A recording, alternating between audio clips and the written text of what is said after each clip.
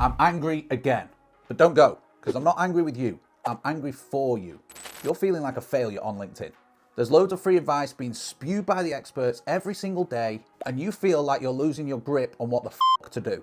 You're failing to avoid the constant distractions and the shiny objects, failing to piece together all the advice into some sort of successful plan for your business, and failing to understand what these people even mean half the time.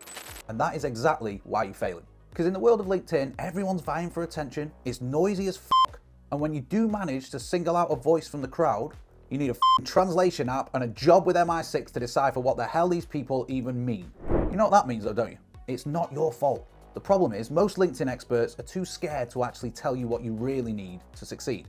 It's because they think it means you're not going to pay them that $997 for their course if you can get it all for free from their LinkedIn posts. And I'm going to tell you a bit later why this in itself is a shit strategy, but first, here's some generic advice that I've seen on LinkedIn translated by me so you can actually do something useful with it. Number 1, give value. If you just give value without even thinking why or who you're giving the value to, it's like throwing a load of jigsaw pieces onto a table and expecting someone to put it together in like 8 seconds when they don't even know what the picture's supposed to be, and also all the pieces are from different jigsaws. Instead of just mindlessly giving out this value, a better approach is to provide targeted and actionable insights. Understand what your audience are going through, understand their pain points, and offer real things that they can actually do. Real solutions, something practical. Could be tips, could be strategies, could be principles. Make it step-by-step, easy stuff that they can actually put into real practice. Something that's going to make a difference to their lives. This way, you're not just adding to the LinkedIn noise, you're actually making a meaningful impact. Number 2, be authentic. F*** off. I'm sick and tired of hearing that as advice. Be authentic. The more people say it, the more it just becomes this fluffy buzzword that people say for the sake of it and have no idea how to actually implement it. Because being authentic sounds great in theory, but how do you actually put it into practice? Firstly, remember why you're on LinkedIn in the first place, right? You're there to connect with people, help them in some way, and hopefully sell to them, right? We've all heard the phrase people buy from people, but not all people buy from all people. So when you're out there building your personal brand, more on that later, try to think about the kind of people that you want to attract and the kind of person that you are. And make sure every post, every interaction, every conversation aligns with both those two things. That's authenticity. People can sniff a fraud a mile off because there's so much bogus authenticity out there. The more that you can embrace the things only you can share, your personal stories, your opinions, your unique way of helping people, the more you'll stand out amongst the bullshit. Number 3, find your tribe. I think I'm going to be sick. Oh God, that stinks. This one is usually sprouted by people who have already found their tribe, which is actually a LinkedIn engagement pod or a clique that to any outsider doesn't feel like their tribe at all. A lot of these communities are all well and good, but if you're just using them as an excuse to mess around with your online mates and not really make any money, you're just wasting your own time. So here's my advice for finding the people that will actually help you and your business succeed. Find a group of LinkedIn users or people in real life that have actually done what you want to do or are currently trying to do it. Locating and immersing yourself in these types of communities is an instant up level in mindset. Ask people you respect for recommendations. Take the time to actually do a bit of research. And the main thing is be f***ing honest with yourself. Is the thing that you're doing just some sort of procrastination opportunity, or is it an opportunity to level up, make yourself better, and make more money? Number 4, these get better and better. Build your personal brand. Well, f***ing obviously. The whole foundation of most people's businesses on LinkedIn is personal brand. And it's the same for the 150 plus clients we've worked with in the past couple of years. But I cannot stand this advice. Build your personal brand. Okay, Graham, good shout, but how? Here's what Graham isn't telling you. Personal brand isn't just about your personal stories. It's not just your niche. The riches are in the niches. And it's definitely not about the award that you won last night that you paid to even be considered for. Building a personal brand that actually generates leads requires you to know and communicate a few things. 1, your unique offer or client roadmap. 2, the stories that have led you to where you are. And 3, the outcome and the results that you get for people and proof to back it up. And when you put them all together, these elements allow you to build a real personal brand. A brand that people are actually bought into. A brand that stands the test of time. But guess what? It isn't going to happen overnight now, is it, Graham? Hey? Number 5, work smarter, not harder. For fuck's sake. Okay, so this one all sounds nice and convenient, doesn't it? You don't have to work hard. Just automate, delegate, work 4 hours a week, and you'll make a mil. Piece of Have you ever noticed that most of the people that say this kind of stuff to their millions of followers have millions of followers? They've gone beyond the work hard phase, so they can now start to sell the work smart dream. You already know this, but I'm going to tell you again anyway. To get to the point where you're able to work smarter, you have to work hard for a bit. If you don't put in the time and effort at the start to build something, you're not even going to be able to work smart because you don't know what the fuck's going on. So stop moaning, knuckle down, do the work, and when things start to take off, that's when you can start to work smart. Jesus Christ. Bloody Graham. Number 6, cut out the noise.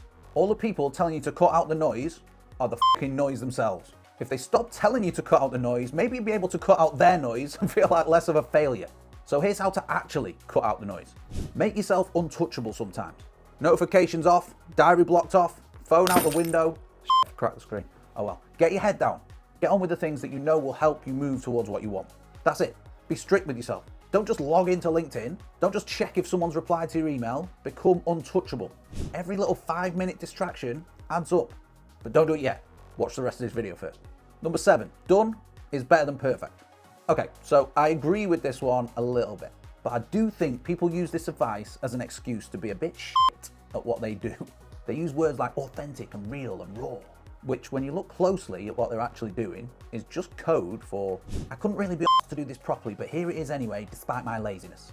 Yes, done is better than perfect if you're the type of person to agonize over a simple LinkedIn post, just in case it's not perfectly worded or it won't get many views or whatever. In these cases, I agree. Get over yourself and post the damn thing. But it shouldn't apply to the effort that you're putting in to help your clients get results. It also shouldn't apply to all the big stuff that has a real impact on your business, like actually putting real effort into conversations and your message and your offer. So let's get clear. Perfect isn't the aim. It doesn't exist. But the aim should always be better than done. Not done is better than perfect. Number 8, build it and they will come. Bullshit. No, please, for the love of God, don't build it first. I've spoken to way too many people over the past couple of years who've spent months and months earning nothing while they take their time and choose a lovely platform for the course. They go and record hours and hours of content. Then finally, the big day, the flagship launch. They start selling this course for £97 and f*** all. Nothing. No sales, no feedback, not a damn thing. This is why build it and they will come is horrible advice. Seriously, to build something that actually sells, you need to speak to the target market, the people that might buy it. Then build it alongside them after they've paid you. This means you're actually giving people what they want, not what you think they want because you had a shower on Thursday and conjured up a load of magical ideas. Stop building, start selling. Then build after you've sold. Number 9, become a thought leader. Let's get fucking clear here. First off, anyone that describes themselves as a thought leader is not a fucking thought leader. This isn't a title you're allowed to give yourself. Take it out of your headline now. Now we've got that covered, here's why the term thought leader is deeply, deeply flawed. Saying stuff with conviction and confidence is easy. I mean, watch this. I've worked for Apple for the last 15 years and I can guarantee you that our computers never ever break. In fact, they're bulletproof. You can drop them downstairs and nothing will happen. I just said that with conviction. I've never worked for Apple and the laptops break every 3 years. Because delivering on the conviction and the confidence is the hard part, which is why most people want to be thought leaders, but they're not actually implementation leaders. Because spouting shit on LinkedIn all day is easy. That's what I'm doing now. But actually using your knowledge and your experience to make a difference to people's lives and their businesses is something very different. Stop thinking, start doing. Forget thoughting, start implementing. Whatever that means. Number 10, the money is in the follow-up.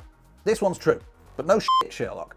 People are busy. They might have forgotten what you're offering or something might have got in the way, the dog might have got run over or whatever. A reminder never hurts. The money is in the follow-up, but I just threw this one in there because people are too scared to follow up because they might feel salesy.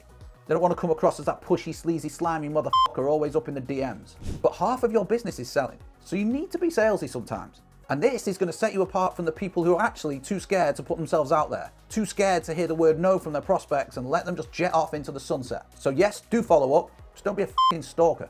Number 11, manifestation. Excuse me for a second while I think of something really hard and make it happen. Okay, that worked. I manifested a cat. Well, some cat earphones. But seriously, I get why manifesting is so popular. I get why people are bought in. But that's because the people that manifest aren't just manifesting. They're not just dreamers. They're actually taking action. There are lots of gurus out there who will tell you all you need to do is just look in the mirror and repeat the same thing 15 times, do some weird breath work, then sit still for 15 days and all your f***ing dreams are going to come true. Which we all know isn't true, is it? What gets you to what you want isn't just putting it out into the universe and doing nothing. I'm not a fan of the word manifestation, but I do appreciate if you get very f***ing clear on what you want, believe that you're going to f***ing get it, and then work out the actions that you have to take and execute them, you're probably going to succeed.